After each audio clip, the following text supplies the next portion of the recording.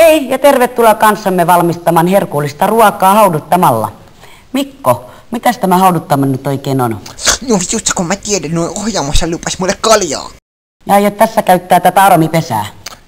No vitusta kun mä tiedän, mikä helvetin tyraksipaksi toi on. Hyvä. Ja mitä sä olet ajatellut tällä kertaa meille valmistaa? En mä tiedä, mä tungen vaan sinne jotain hienoa, sit mä laitan päälle jotain kamalaa, en mä tiedä mistä mitään, en mä mikään kokki oo. Miksi siellä on niin paljon vettä? No ei siellä mitään vettä ole, se on pirtua. Niin, vedetään kännit saatana. Pirtua, joo. Vittu. Tuolta kaupassa haetaan näitä valmis juttuja, laitetaan ne tonne kossun joukkoon, ei kun pirtun joukkoon, en mä tiedä. Tungetaan näitä näin tänne näin, en mä tiedä mitä sinne pitäisi laittaa, kun en mä mikään kokki oo saatana. Joo, pistetään vaan. Ei kun en mä vittu laitetaan tämmöstä tänne näin, joo.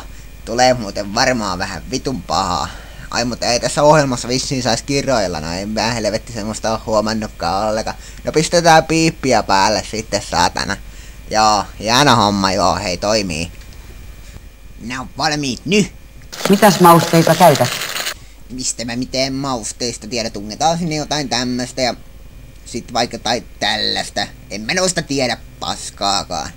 Ja sit tuo valmis tonne makaronia sekä kaadettava.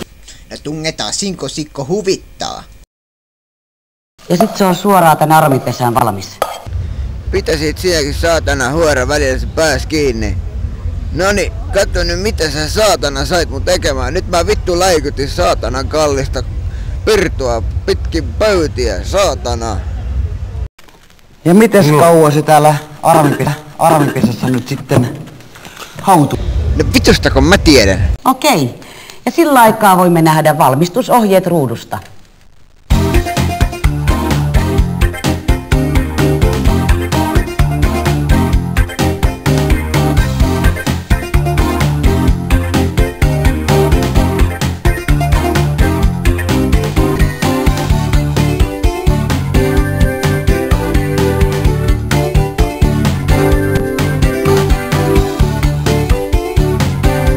Tervetuloa takaisin.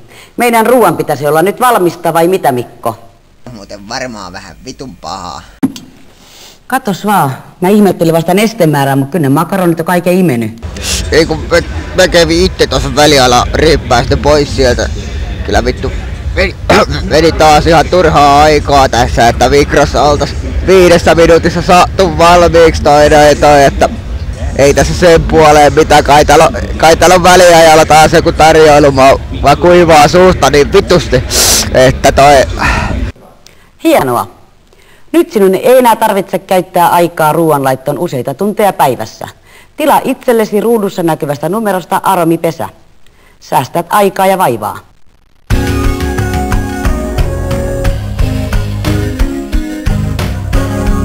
Nyt sinun ei tarvitse enää vahtia ruokaa, sillä se ei pala pohjaan, eikä sinun tarvitse jättää uunia päälle, sillä aromipesä hauduttaa ruoan kypsäksi ilman ulkopuolisia energialähteitä.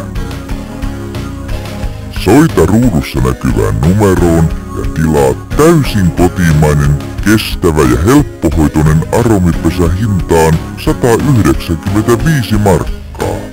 2 kappaletta hintaan 340 markkaa tai 3 kappaletta 485 markkaa.